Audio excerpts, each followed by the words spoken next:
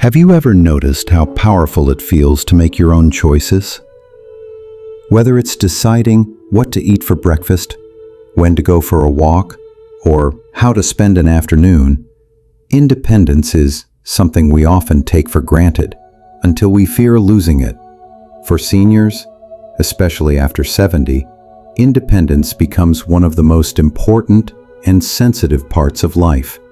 Many older adults quietly confess their greatest fear, not death, but losing independence. They worry about becoming burdens to their families, about moving into care facilities against their wishes, about no longer being in control of their own lives. Yet here is the hopeful truth. Independence can be preserved.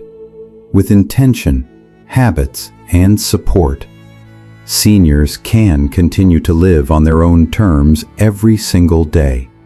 Across the United States, millions of seniors wrestle with these questions. Will I be able to stay in my home? Will I lose control of my finances? Will people make decisions for me that I don't want? These worries are real, and they deserve respect. But stories and research show us that independence is not only possible after 70, it can thrive. Seniors can design lives that are safe, meaningful, and self-directed. Independence does not mean doing everything alone. It means having the freedom to choose how life is lived. Consider Helen, a 78-year-old retired nurse in Michigan. After her husband passed, her children begged her to move in. "They worried about me being alone," she explained. But Helen wanted to remain in her own home. She began making changes, installing better lighting, reorganizing her kitchen, and arranging weekly check-ins with neighbors. "I wanted to show my kids I could still live on my own terms," she said. Years later, Helen still lives independently, surrounded by familiar memories. "It makes me feel alive," she said. Helen's story shows us that independence is not luck. It is built through choices. Joseph, 81 in Michigan, faced a different challenge. After a fall, he feared losing mobility. "I thought my days of independence were over," he admitted. But with physical therapy and daily exercises, Joseph regained strength. He also made his home safer, adding grab bars, using a walker when needed. "I realized independence isn't about pretending I'm young," he explained. "It's about adapting so I can keep living my way." His story proves that independence often requires adjustments, not surrender. Nancy, 74 in Texas, struggled with finances after retirement. "I worried that I'd lose my home," she said. She joined a senior financial workshop and learned to budget, downsize, and use community resources. "I stopped feeling powerless," she shared. "I felt like I had control again." For Nancy, independence was not just physical. It was financial and emotional too. Dolores, 76 in California, found independence through social connections. After her husband died, her children urged her to move closer. She chose instead to strengthen her local ties, joining a book club, a walking group, and volunteering at a library. "My life is full of people I choose," she said. "That's independence too." Dolores's story reminds us that being independent does not mean being alone. It means choosing your community. Why do these examples matter? Because they show the many sides of senior independence: physical, financial, emotional, and social.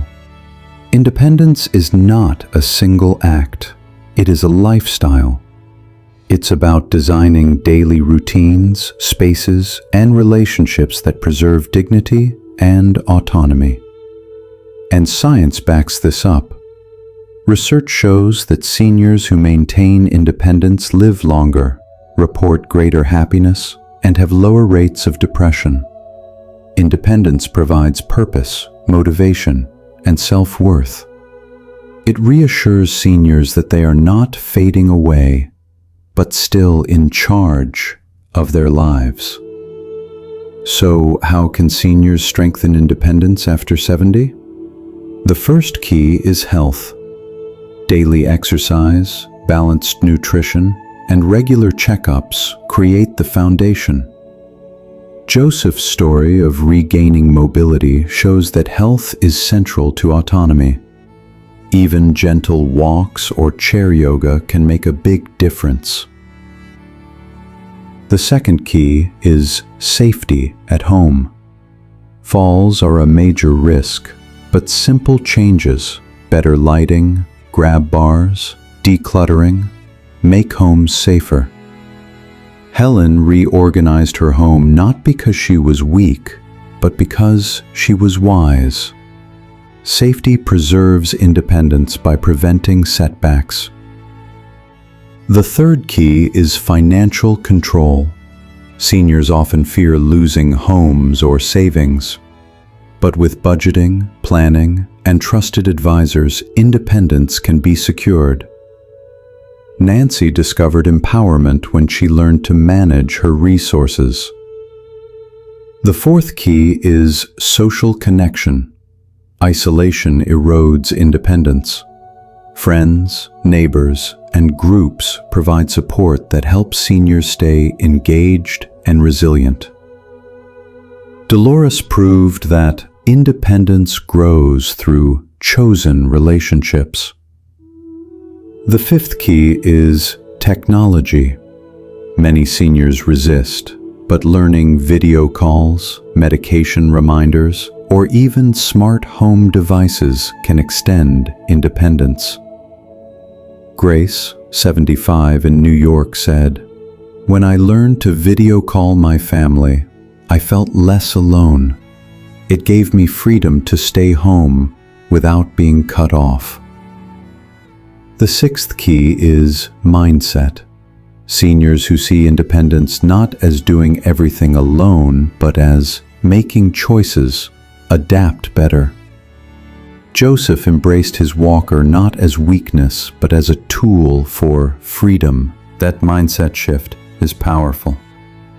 The seventh key is community resources. Across America, senior centers, volunteer groups, and home care programs provide support that enables aging in place. Seniors who use these resources maintain independence longer than those who refuse help. Accepting support is not giving up, it is preserving autonomy. The eighth key is purpose. Independence is not only about tasks, it is about meaning. Volunteering, hobbies, or creative pursuits remind seniors that they still contribute, still matter. Helen reading to children at the library, Dolores leading book discussions. These acts are intellected independence in action. The ninth key is routine. Structured days reduce anxiety and create confidence. Seniors who, of course, have morning rituals, regular meals, and bedtime habits feel more secure. Routines turn process in independence into a daily practice. The 10th key is communication. Seniors who clearly express their wishes to family, to doctors, to communities, protect their independence. Advanced planning, whether for healthcare or living arrangements, ensures choices are respected. Independence is preserved when voices are heard. You see, independence is not about denying age. It is about embracing it with wisdom. Seniors who adapt, plan, and connect create lives that are both safe and self-directed. They show that independence after 70 is not a dream, it is a reality. Of course, some seniors hesitate. They say, "It's too late for me." But Helen changed her home, at 78.